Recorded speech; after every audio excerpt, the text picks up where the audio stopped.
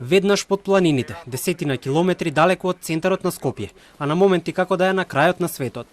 Условите за живење во село Раштак не натераа да дојдеме и самите да видиме како жителите се снаоѓаат. Во дворот на Вера Павловска е како и во секој друг двор во местото. Наредени пластични шишиња полни со нечиста вода.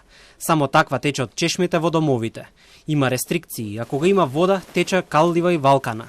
Не ни помислуваат да ја употребуваат во домаќинството. Во шишињата полнат само за да имаат за наводнување цвеќиња. Кога има водовод, нека се направи нешто. Нека се направи, нека има рестрикција. Ние не бараме некој на нас со сила да ни ја донесе водата, нека биде таа чиста.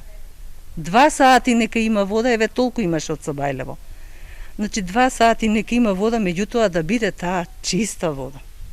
Тоа бараме, ништо друго не бараме. За пиење не. За пиење ни случајно. Мислам дека да ми речат дека е лек оваа вода да се напием, јас не би сварила ни кафе, ни вода, ништо не би се напила. Павловска го полни и ова големо пластично буре, а водата ја користат во тоалетот.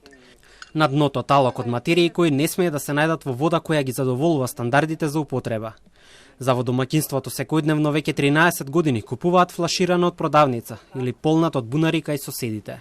Носам од кај комшиите вода, пошто они имаат бунар и таа вода е чиста и бистра.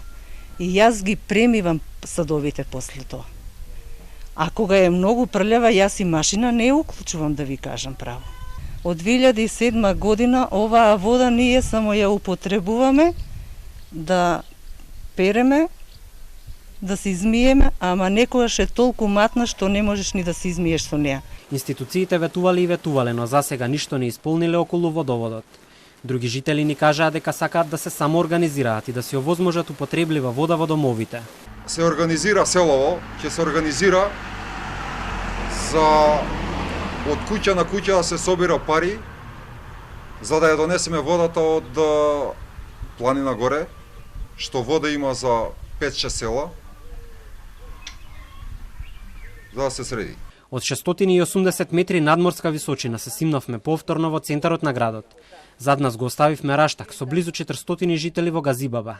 Место кое што никогаш не е заборавено од политичарите, но само во предизборие, како што велат жителите.